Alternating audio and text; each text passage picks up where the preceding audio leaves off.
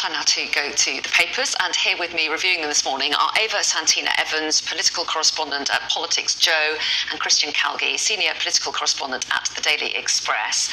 And we've been talking a lot about the budget this morning because it's over a lot of the front pages, the speculation about what the Chancellor might do on Wednesday. And funnily enough, in the last hour, what we didn't realise was that Jeremy Hunt was actually sitting in an office behind us while we were talking about him. He should have come and joined. Well, he's gone now, so we can speak freely. He could have heckled from the sideline. So this time you can say what you Bring like. it on. And we can kick off with the Sunday Times because that's one of the papers with its own take on what he's likely to announce.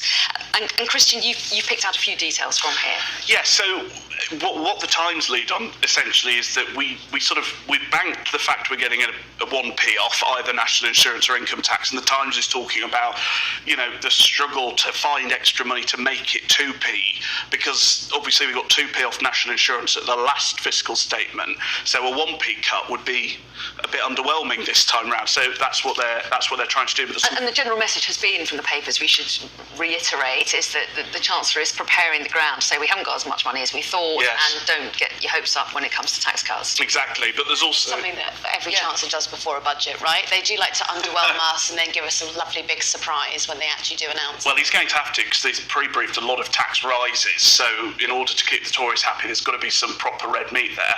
But there's some interesting details here specifically around supposed tensions between Jeremy Hunt and Rishi Sunak involving certain quotes I'm not going to read out live on air at such an early hour. However, they report that Rishi Sunak doesn't think Jeremy Hunt is as clever as him, and his team think Hunt isn't imaginative enough.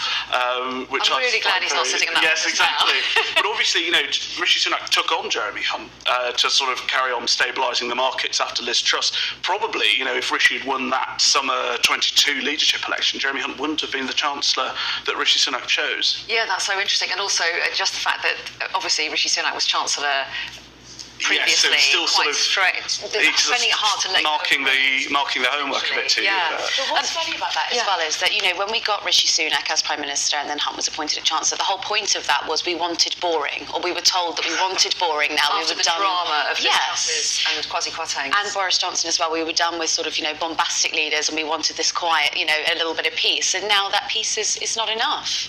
No one's ever happy. Well, yes, and it'll be so interesting to see what does come out and what the reaction is from his own party, whether or not they're happy justified tax cuts wise. Ava, though, take us to the Mirror, because there's a concern about jobs going because of AI. As we heard earlier, actually, in another story, I believe it was in the Telegraph, so Jeremy Hunt wants to streamline Whitehall. He wants to sort of trim the fat of civil servants. And the Mirror are reporting that the way he'll do this is through AI. So a lot of the jobs will get artificial intelligence rather than being carried out by actual humans and civil servants. And obviously the PCS union, which is the Public and Communications Services Union, gosh, get that right. I should have practiced that before I came on here. They're very unhappy about it because obviously it will mean jobs cuts. Now, the Mirror doesn't actually allude to what jobs will be cut, but I imagine it will probably be predominantly in the Home Office, and I imagine that a lot of the processing of asylum seekers and refugees will now be done by artificial intelligence. Yeah, and he's making a big thing about cutting Whitehall waste, but that feels like a phrase that I've said a number of times for a number of years. Well, yes, and I think this is a very sort of gloomy article, because I think AI does have the potential to reduce civil service jobs in a way that wasn't previously possible to chancellors. Really, this sort of smacks a bit of the whole sort of 1970s refusal to, go on strike and let the coal miners go, and actually their jobs were redundant. I mean, Ava points out the Home Office, people dealing with migration applications. Well, my goodness, I don't think AI could do a worse job than some of the civil servants at the moment. Right, yeah, and I mean, the thing is, I guess there'll be a lot of people up and down the country who are concerned about their jobs, whatever they are, being replaced by AI. But especially in the wake of the Horizon scandal, which has obviously dominated the news cycle for the past month or so, that was a computer fault. So moving now into artificial intelligence, I think a lot of people will be questioning, can we trust the computer? Yeah, no, that's a very good point. Move us on again, though. We're sticking with technology, I think, Christian, aren't we? I don't know if this was planned, but it's seamless. This is inside the Sunday Times. Yeah, this is something I'm personally very passionate about. This is car safety bosses are calling for new rules on a return to button-based dashboards, because a lot of the new electric cars, especially Teslas, have these giant touchscreen control panels, which obviously, unlike buttons, if you're driving and you need to change the air conditioning, the radio, any other car settings, you've got to take your eye off the road. You can't do it blind. Buttons anyway? Well, I think most people in cars sort of know the layout of their dashboard and can, press buttons without having to, fiddle around with a touchscreen. But, I just don't understand how, obviously you can't use your phone in the car, but apparently you're allowed these giant iPads that can play videos for passengers and their sort of home entertainment systems.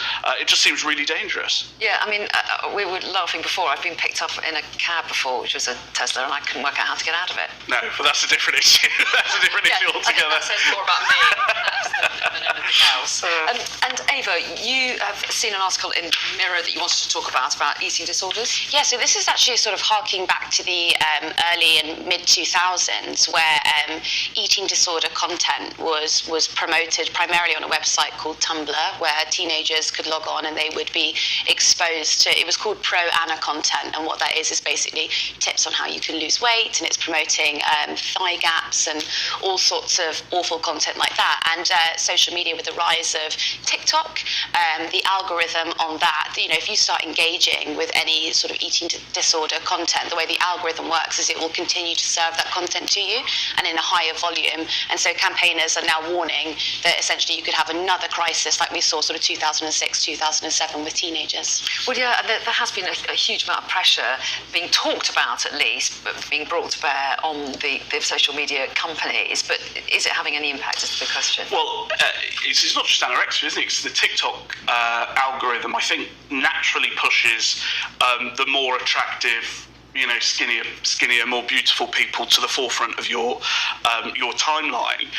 And the other thing is, it's not just concerning for promoting promoting eating disorders, because these algorithms do the same thing with extremist political content as well. The more, if you like, I've seen it before. I occasionally use TikTok, and you like one video about something niche, and then very, very quickly your timeline becomes, gets more and more of those videos. So you can see how people fall into these rabbit warrens of quite disagreeable content.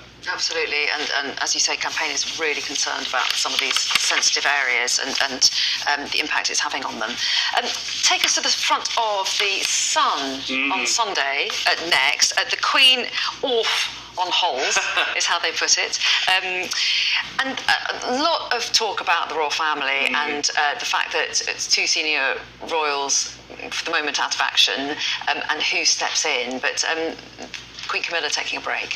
Well, I don't think anyone is going to begrudge the Queen a holiday, but yes, it's very rare, right? We've got the King, who's not fully, out of work, but certainly not doing official engagements because of his recent cancer scare. Obviously, we've then got Catherine, who's still recovering from her surgery.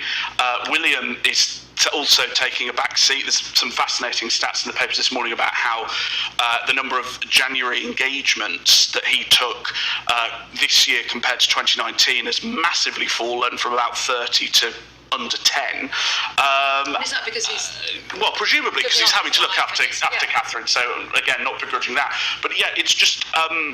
it's slightly concerning that all of these royals are off at the same time, because that is the main part of their job, is engaging with the public. And yes, it's a lot of unfortunate events compiling, compounding, and making the situation worse. But I think the public likes seeing the royals, and it's very sort of disappointing that so few of them are on active duty. Do you think that's right, or do you think the public actually quite like reading about royals and stories about them taking holidays, or what's going on with their health is interesting to them? What do they need to see out about? I mean, it certainly sells papers, doesn't it? People love to, and also, Kate Middleton and the big question about where is she and is she well has dominated social media for the past week. I think it's been the number one trending topic actually for the last 3 or 4 days. But look, maybe we can take a leaf out of Jeremy Hunt's book and replace them with AI.